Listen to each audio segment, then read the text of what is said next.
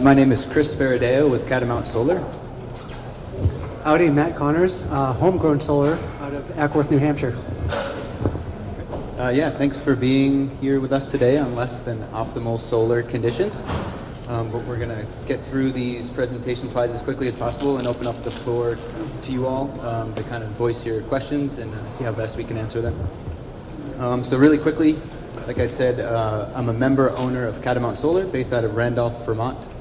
I'm the off-grid specialist there, a NABCEP certified PV installer. I got my start in solar almost a decade ago on the Caribbean coast of Nicaragua in a very isolated part of the world where nearly 75% of the population did not have access to the local utility. Great, so really quickly, some people that maybe aren't so familiar with solar, there are a few different configurations of solar. The most common kind of in let's say, local communities is the grid-tied PV system, which in turn, for the most part, it does not use a battery and uses the grid as that storage vessel. So essentially you have your solar panels that run through an inverter that would change your DC solar generation to AC to be then metered and sold to the grid. I kind of relate this to making hay. In the summertime, you're making an abundance of credits, and in the wintertime, you're feeding out that hay or kind of pulling from those credits. So ideally, you can kind of find a happy medium and be able to offset your solar, your energy usage completely. The other configuration, and probably more tiny home oriented, is the off-grid PV system, and this is a battery-based system. Very similar scenario with your DC solar panels charging via your charge controller or battery bank, and then an inverter using that stored DC power to then change to AC to be able to be used in your home. Oftentimes with off-grid solar systems, you do want a redundancy charge, whether that be, let's say, a small wind turbine or an optional generator, just because in the winter months in Vermont especially, solar irradiance can be low, and it's never fun to be left high and dry needing more electricity. Really quickly, there are a few different ways of kind of installing your panels, and it really depends on your situation. Oftentimes with tiny homes, you have very small roof space and accessibility. So it may make sense in certain circumstances to install, let's say, on the ground with a ground mount pole or ballasted system. However, those are driving costs associated with the installation itself, so it is optimal if you do have a roof with kind of robust structural members to use those to tie into your system. The other driving cost of off-grid solar is really going to be your battery bank. We are in a cool day and age now where we have a lot of different technologies on the market. Lithium ion, salt water batteries, as well as lead acid batteries. They all do basically the same thing, and they just do it different ways. Your typical lead acid battery is probably going to be your cheapest solution. Flooded lead acid does require a little bit more maintenance, whereas the AGM or sealed lead acid battery, not as much maintenance. However, both of those technologies, depending on how you use them, lifespan-wise, are probably in the 10 to 15-year range, depending on which brand you go with. Whereas your lithium ion or lithium iron phosphate batteries are more likely to last you upwards of almost 20 years. Although the cost is slightly more increased, it can make sense in certain circumstances to go with those technologies. So I think that's it for me now. Let me dish it over to Matt. Any questions at this point? Quick questions? One right there. Something along the lines of either robust structural members. When you're talking about installing. Yeah, the question is basically, what are you looking for as far as structural integrity of the roof? How robust is my roof? Does it need to be? Luckily, because footprints of tiny roofs are oftentimes very small, you're probably dealing with maybe 2x4s or 2x6s. Ideally, we're looking for kind of that standard 24 on center or 16 on center, or even kind of a prefabricated truss system. But for the most part, it doesn't add much weight to the overall weight of your house. Your snow loads are basically going to be the same. You're looking at probably 25 extra pounds per square foot, depending on what you're installing. So in most scenarios, it's not going to be a make or break if you run 2x4s 24 on center. That being said, something like a yurt, for example, that may not have great firm rigidity and ridge, may not be your best solution to kind of install directly on that type of roofing system. One more quick question before we move up to Matt. Okay, Matt. Nope. Question? Question, sorry. Yeah, about batteries. So thinking about using one in a camper van, and I've been reading all the different things between lead acid and the lithium batteries, and it seems like the trend is to go toward lithium, but I've heard a couple people today say that, lead acid, given the charge cycles aren't that much less, and they cost a quarter of the price. And so I don't know, what are your thoughts on the batteries? That's a good question. I think what's going to happen in the near future is that the cost of lithium iron and lithium ion batteries is going to drop significantly. It already has. And when that happens, I don't think lead acid will become obsolete, but many more people will probably make the switch to lithium iron. In my personal opinion, I would probably go with a lithium ion or lithium iron technology. It's going to last you a little bit longer. It's much less susceptible to freezing, which up in Vermont can be an issue, and can kind of take the joke, per se. If you're looking at a typical flooded lead acid, you only want to discharge that battery about 50%. After that 50%, you're actually shortening the lifespan of that battery significantly. Whereas, depending on the technology you're using, a lithium-ion battery can be fully discharged with no serious effects as far as lifespan. So for a first-time off-gridder, for example, it may make more sense to get the battery that's going to be robust enough to take care of the jokes that you throw at it, not charging it or forgetting or leaving town and leaving it chronically drained. Great, thanks. I'd like to expound on that a little bit and to say that lithium batteries, as far as I understand, are only able to be charged or recharged in temperatures above freezing.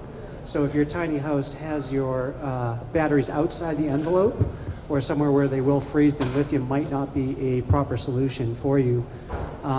Another consideration would be for the economy of it, what we're really looking at for batteries is cost per kilowatt hour produced. And lithium batteries do have that. They are more expensive up front, but over the long run, they will provide you with a lot more electricity over the years. So those are two more considerations when talking about different types of batteries. We'll just buzz through what Matt has for slides if you want and take questions, or do you want to take more questions? No, I think you should introduce yourself. Hi, I'm Matt. Yeah. I've been an off-grid homesteader, tiny homesteader for more than 10 years, and figured all of this stuff out on myself using YouTube and Google. I did work for a solar installer many years ago doing grid tie systems, and when I moved into my own tiny house, felt like I had the knowledge and resources to install my own system. Since then, I've worked with a yurt manufacturer in Ackworth, New Hampshire to put together a kit that can be plug-and-play ready-made, where you just purchase the kit, you bring it into your space, plug the panels in, and you're ready to go with electricity.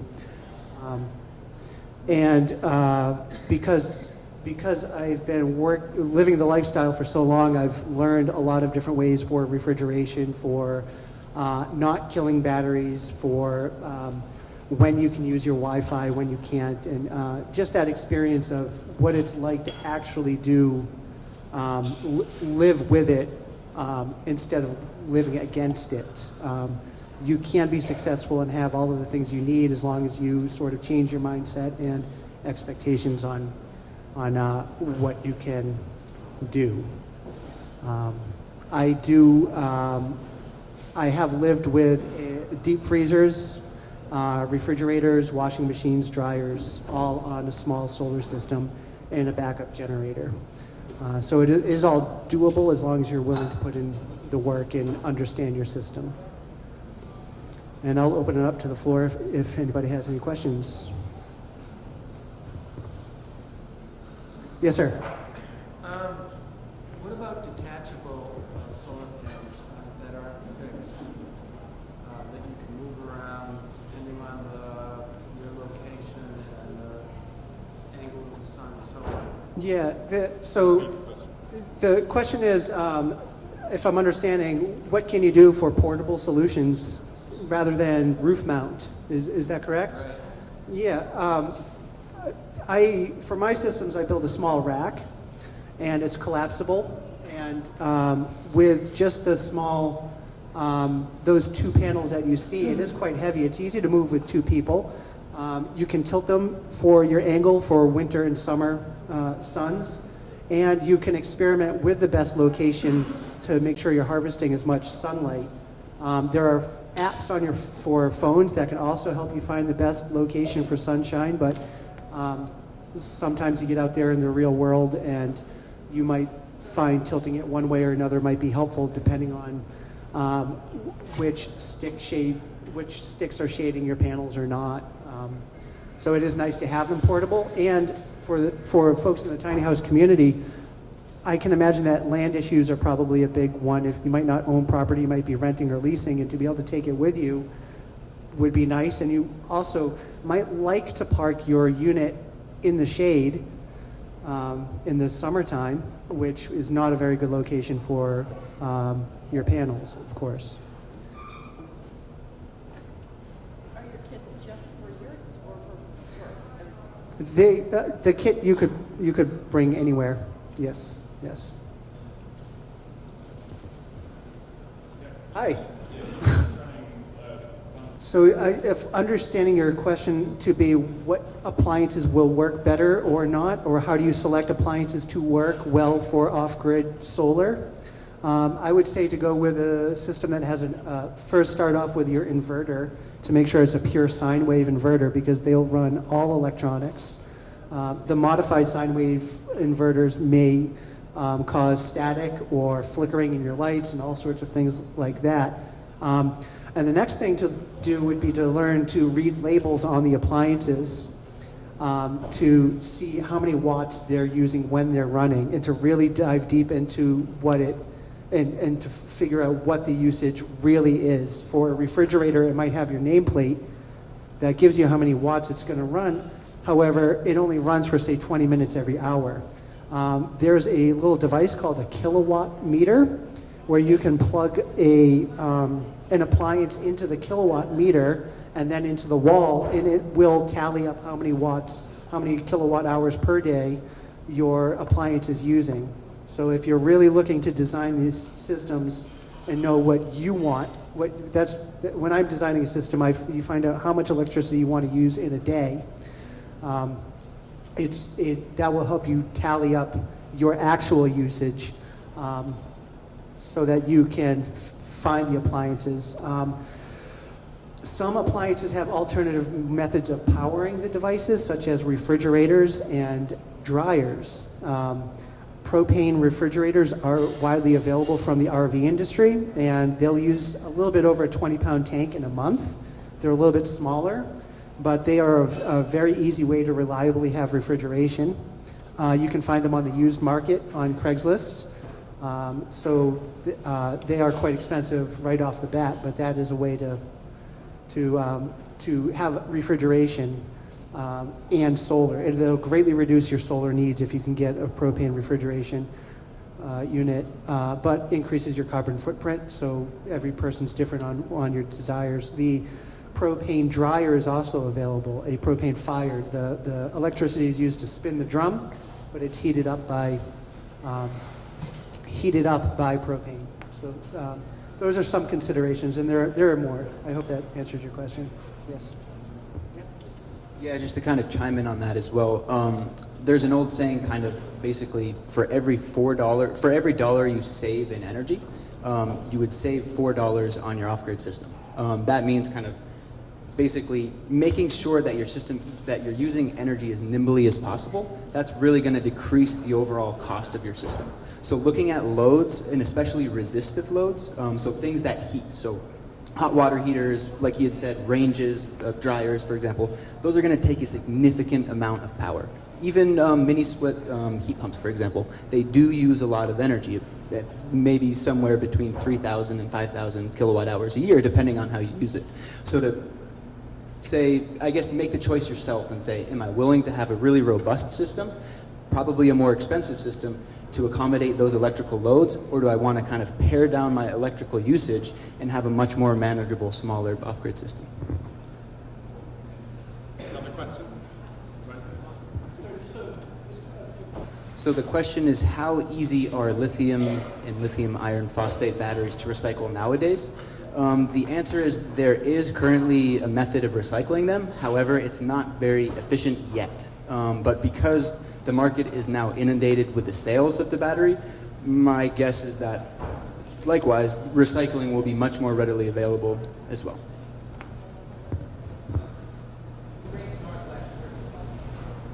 Question? The kits that you're referring to, what's the name of the company that produces those? It's me. Okay. No, I've just started. I'm moving into branding or forming a company, and I'm calling it Homegrown Solar. You can find a website out there for me. I also have business cards available if you'd like one. Can you talk a little bit just about this briefly? Yeah, that right there is a. I started out by putting small solar kits together inside of steamer trunks because they're beautiful. The one thing that I'm noticing about them is that because they're so low to the ground, it sort of takes up a footprint of maybe 1.5 feet by 3 feet. And what else do you do with that space but just have a trunk on the ground? So recently I've been putting them in a chest or something of the sort with a tabletop so that you can have a surface as well on top of just housing your equipment. All of the solar equipment is housed inside, and on the side of the chest it'll have a 120 volt outlet to plug into and an on-off switch for your inverter. The inverter will use power when it's on. So whenever possible, shutting it off is going to be a help. And also these lamps that you're seeing are on about 15 feet of cord so that you can just put that lamp on the other side of somewhere else so that you can have power. You don't have to wire your whole building if you're a low energy consumer. The light is a 12 volt light in that unit, which means that you don't have to power on your inverter in order to have lights. There's a 120 volt outlet and a USB outlet on them. And all of these systems here that I'm designing and building, I'm thrift shopping for beautiful things to put in your building, and these lamps are whatever I can find to put together. The clock in that one actually works. And so it's a clock, a lamp, phone charger, and a AC outlet all in one pretty little package. So no two systems are alike. And if people have ideas on what you want to see solarized, then I'm all ears. Hi, I had a question about the efficiency loss when you're using an inverter, and efficiency in small spaces would be realistic to maybe run everything on DC. If you can run anything on DC, whenever you can run DC directly off the batteries, that's your best efficiency, sure. But we take, when designing a system, you take in the efficiency into account and size the system appropriately. Is there a specific company out there that has an inverter that you like to use, or is it typically always 10% loss on the inverters, or? I've been using, my systems I try to make affordable, and with having the needs that I want to see in a system, knowing what works for me over 10 years, having the ability to shut off that inverter remotely without crawling underneath somewhere to shut it off is a benefit. Having a lot of power and having pure sine wave and being a reliable company with a good price point. I'll work with any company that can provide those types of things. I've been using Renogy, and I've been using them for 2 or 3 years now and haven't had any complaints. You may have some recommendations as well. I'd like to hear them. Yeah, so kind of newer age inverters nowadays are 120, 240 capable. So that's nice if you're running something like a well pump or a larger load that does need that 240 volt capable. The nice thing about that as well is that they're also more efficient. So kind of, you know, the newest and latest and greatest inverters nowadays, let's say Outback, Snyder Electric, something like that, is probably in the range of 95 to 98% efficient. So it's definitely something to look into. One thing as well is the voltage of your overall system plays a role in efficiency. So the lower the voltage, the higher the gauge wire you need to run, and the overall more efficiency loss it's susceptible to. So a 48 volt system, typically I think historically 12 volt systems were kind of the normal. Then in between that was the 24, and nowadays most systems that I'm dealing with are 48 volts for that efficiency purpose. So we're just running out of time, but I just wanted to ask you both. So if I have a tiny house and I haven't the faintest idea what to do about panels, photovoltaic panels, is it my understanding that both of you give advice to people who want to start from soup to nuts, and you will either give advice and people will pay for it, or you will do the whole system for them? Is that kind of what you both make a living doing? Sure. Great. Yeah. So, and is there any other go-to advice you'd give, or books, or something they should Google, or? Yes, I would like to add. I'd like to add that a generator is generally necessary for off-grid systems.